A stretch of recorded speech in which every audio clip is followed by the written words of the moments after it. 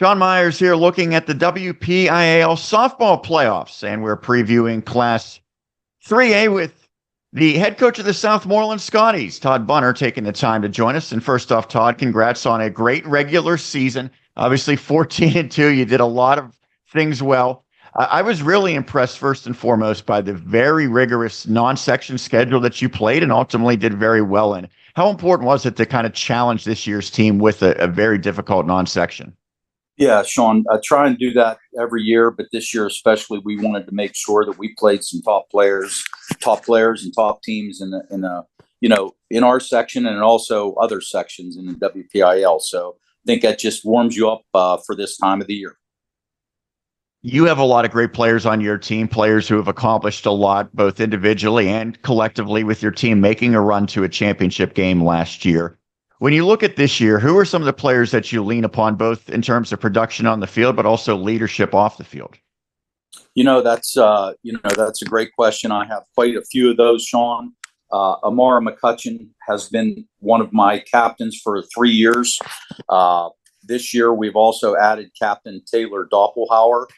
And of course, Maddie Brown has always been a leader on the field for us too, since she's been a freshman. So, I could probably name 5 or 6 other ones too, Sean. But those are some of the main ones that lead us on the field.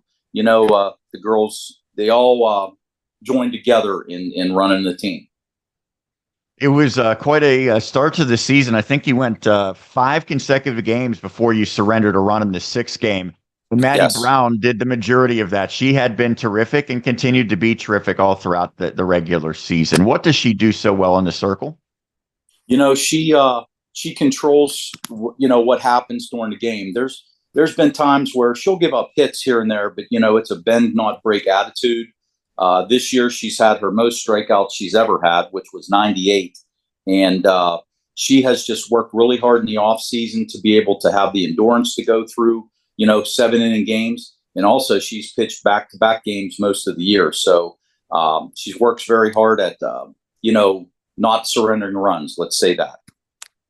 And she was even good against Ligonier Valley, although you lost both of those games consecutively against the Rams, both low-scoring affairs, a single-run defeat in each of those contests. Right. Your team was able to bounce back, but when you think back to those games, did you learn anything? Oh, absolutely.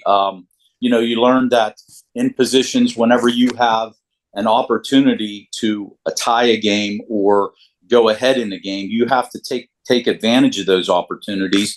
They don't always come around.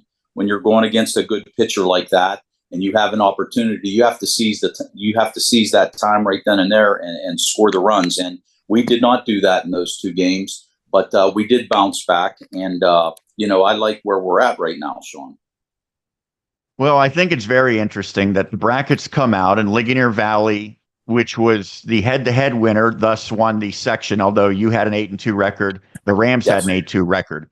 They get the number 2 seed. You get number 5. So what was your expectation for the playoffs in terms of the seeding going in? I really don't know sometimes whenever the WPIAL, goes into the seedings and so forth.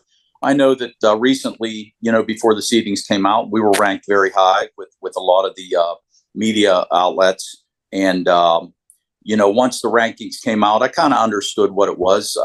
The WPIL does not honor the co-section champs like they did before COVID.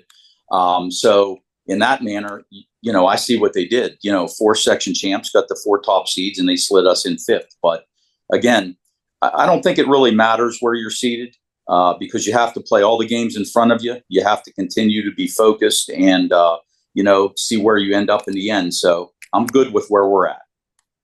And where you're going to be on Tuesday is Gateway High School, which coincidentally is the same place Ligonier Valley will be playing. You go against Freeport. You go against Freeport, the number 12 seed. What do you know about the Yellow Jackets and what will be key?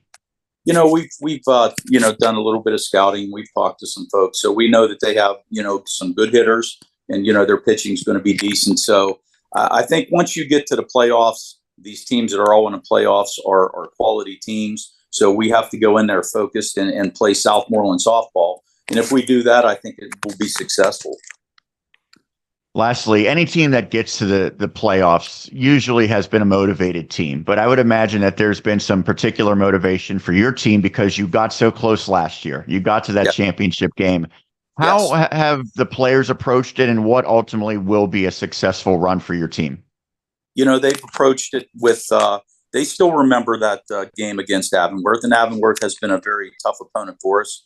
Liv and Riley Gray and those girls on that team have produced in the times where they've needed to. So that is a motivational factor for our team. It's not that you look past any game you play during the year, but you do want to get back to that scenario and be able to perform at your highest level and be successful. So moving forward, I think that we're going to focus game to game, and once we achieve that, we're going to get to the goal that we want to be at, and that's to be back in that championship game in the WPIAL.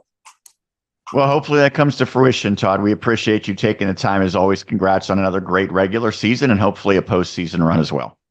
Okay, Sean, really appreciate you. Thank you.